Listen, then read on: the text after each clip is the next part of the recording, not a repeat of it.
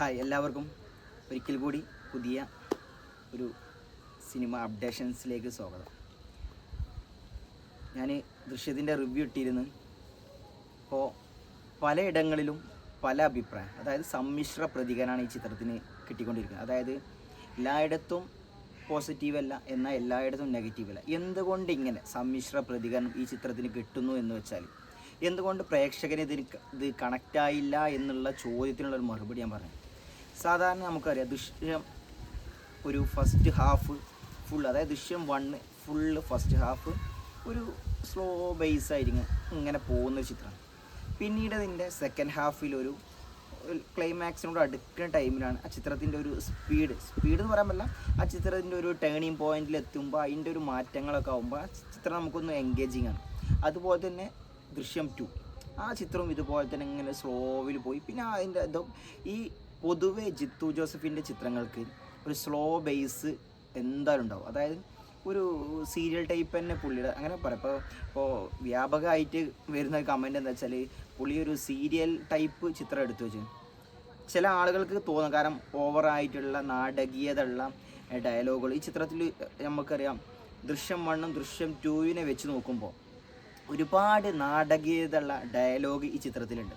അത് ഒഴിവാക്കാമായിരുന്നു എന്ന് എനിക്ക് തോന്നി. കാരണം അത്രത്തോളം ഡയലോഗ് ഒരു സ്ലോ ബേസ് ചിത്രത്തിന് പ്രേക്ഷകരെ ഒരു സീറ്റിൽ പിടിച്ചിരുത്താൻ കഴിയില്ല എന്നാണ് എൻ്റെ അഭിപ്രായം. പരമാവധി അത് വെട്ടിക്കുറച്ച് അത് അത്രത്തോളം വേണ്ടിയിരുന്നില്ല എന്ന് എനിക്ക് പേഴ്സണലി എനിക്ക് തോന്നി. മറ്റുള്ള കാണുന്ന ആളുകൾക്കും തോന്നി. കാരണം ഒരുപാട് ആളുകൾ എണീറ്റ് പോയി. അതുപോലെ തന്നെ അവർക്കൊരു മടുപ്പ് എനിക്ക് എൻ്റെ അടുത്തിരിക്കുന്നവർക്ക് തോന്നി.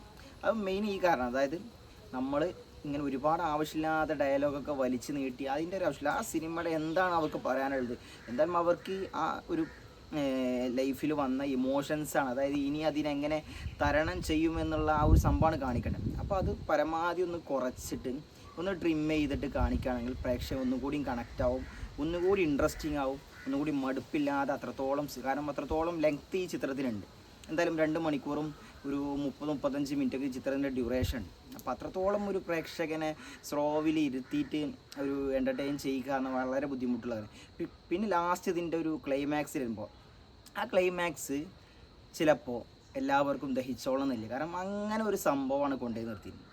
അതായത് ഒരു 4ാം ഭാഗത്തിലേക്കുള്ള ഒരു സംഭവം വെച്ചിട്ടുണ്ട് എങ്കിലും അതിന് മുന്നോടിയായിട്ടുള്ള വരുന്ന ക്ലൈമാക്സിൽ നമുക്ക് എത്രത്തോളം അത് എന്താ പറയുക ഇഷ്ടപ്പെടുമെന്ന് എനിക്കൊരു സംശയമുണ്ട്. കാരണം അത് പ്രേക്ഷകൻ അങ്ങനെ ഒന്നും ആഗ്രഹിക്കാത്ത കാര്യം, ആ ഒരു സംഭവം വേറൊരു രീതിയിൽ അവർക്ക് ചെയ്യാമായിരുന്നു എന്ന് എനിക്ക് തോന്നി. കാരണം അത്രത്തോളം അതൊരു നല്ലതായിട്ട് തോന്നുന്നില്ല. അതാണ് ഒരുപാട് ആളുകൾക്ക് ഈ ചിത്രം ഇഷ്ടപ്പെടാതിരിക്കാനും അതുപോലെ തന്നെ ഇതിൻ്റെ ഈ ലാഗും കാര്യങ്ങളും അതാണ് മിക്കവാറും ആളുകൾക്ക് ഇത് ഇഷ്ടപ്പെടാതിരിക്കാനുള്ള കാരണം എൻ്റെ ഒരു അഭിപ്രായം. അങ്ങനെ തോന്നുന്നവർ എന്തായാലും വീഡിയോയിൽ താഴെ കമൻറ്റ് സപ്പോർട്ട്